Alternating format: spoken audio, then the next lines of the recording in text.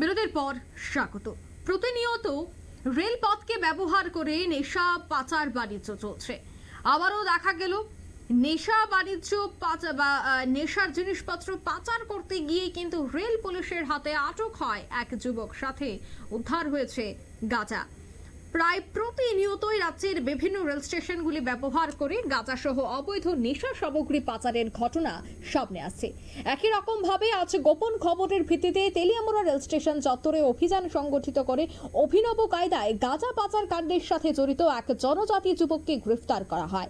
প্রায় 40 কেজি শুকনো গাঁজা বাজেয়াপ্ত করে পুলিশ। জানা যায়, পুলিশ তখন তেলিয়ামুড়া রেল স্টেশনের দেওঘর এক্সপ্রেস আসার আগেই অ্যাম্বুশ করে বসে ঠিক তখনই কেতার দেববর্মা, যার বাড়ি তেলিয়ামুড়া থানার অন্তর্গত দাসচন্দ্র পাড়ায়, সে সহ আরও বেশ কয়েকজন যুবক রেল স্টেশন সংলগ্ন ধানক্ষেত দিয়ে দুটি ব্যাগ নিয়ে আসছিল। পুলিশের উপস্থিতি টের পেয়ে একটা ব্যাগ তারা ফেলে আরেকটি ব্যাগ নিয়ে যাওয়ার চেষ্টা করে, তবে পুলিশ সাথে সাথেই তাদেরকে আটক করতে সক্ষম হয়। যদিও একটা সময় কেথার পুলিশকে আক্রমণ করে পালিয়ে যাওয়ার চেষ্টা করেছিল। এরপর যথারীতি পুলিশ জঙ্গলে ফেলে রাখা সেই ব্যাগ এবং কাঁথারের সাথে থাকা আরেকটি ব্যাগ তল্লাশি করে 25টি প্যাকেটে থাকা মোট 50 কেজি গাঁজা উদ্ধার করতে সক্ষম হয়। এদিকে ধৃত যুবক দাবি করেছে সে কাঠালিয়া এলাকায় জনৈক রাহুল দেববর্মা গাঁজাগুলি পাচারের জন্য তার কাছে গাড়ি করে দিয়ে গেছে এবং সংশ্লিষ্ট রেল বিহারে জনৈক পাচারকারী রয়েছে, যার কিনা টর্চ লাইট দিয়ে সিগন্যালের মাধ্যমে এই গাঁজাগুলি নিয়ে যাওয়ার কথা ছিল।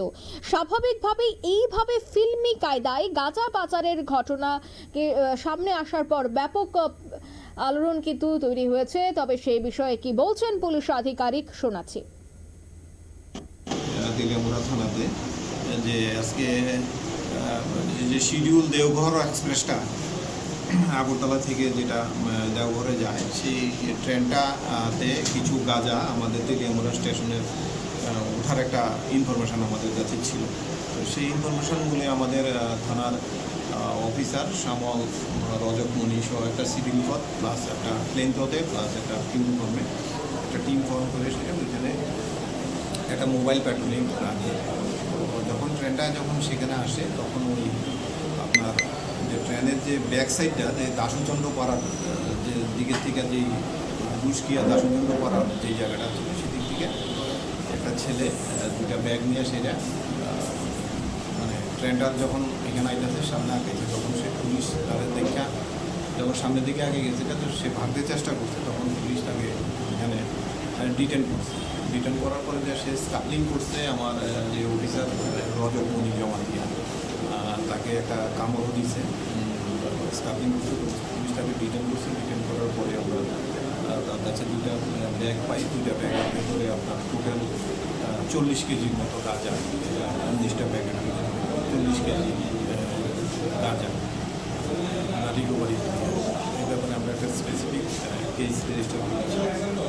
যে ছেলেটার পজিশনে আমরা জিনিসটা পাইছি তার নাম হচ্ছে কাঁথা বিলম্বতা। বাজার মূল্য কত? বাজার আনুমানিক বাজার মূল্য 9-10 লাখ টাকা। আপনারা শুনলেন পুলিশ আধিকারিকের বক্তব্য। নেশা পাচার অব্যাহত রয়েছে এবং প্রচুর পরিমাণে গাঁজা সহ একজনকে গ্রেফতারও করা হয়েছে। এনডিপিএস ধারায় মামলা রুজু করা হয়েছে। এখন দেখার বিষয় এই পাচারকারীর জিজ্ঞাসাবাদের পর যারা মূল মাস্টার মাইন্ড, যারা এই পাচার বাণিজ্যের সাথে যুক্ত রয়েছে, তাদেরকে পুলিশ গ্রেফতার করতে পারে কিনা নিয়ে নিচ্ছে ছোট্ট একটি বিজ্ঞাপন বিরতি। সঙ্গে থাকুন।